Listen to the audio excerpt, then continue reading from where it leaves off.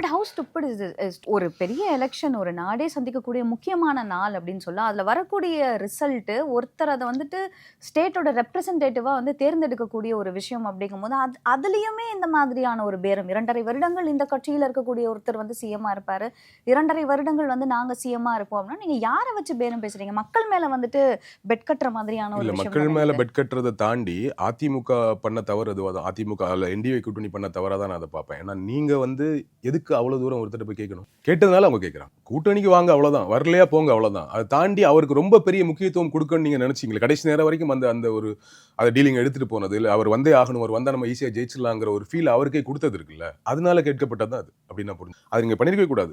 Obviously ஒரு புதிய கட்சி, ஒரு பெரிய முகம், கண்டிப்பா ஒரு நல்ல வாக்கு சதவீதம் இருக்குன்னு எல்லாரும் நம்புறவங்க போது வாங்க 30 சீட் வாங்கிக்கோங்க, 20 சீட் வாங்கிக்கோங்க, அவ்வளவுதான்.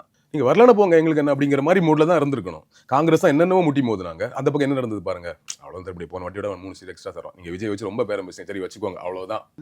சோ அந்த அளவுக்கு இவர் வந்தா ஈஸியா ஜெயிச்சிடலாம், அது உண்மையே பொய்யங்கிறத தாண்டி அந்த ஃபீல் ஒரு கூட்டணி கட்சி கொடுக்க கூடாது.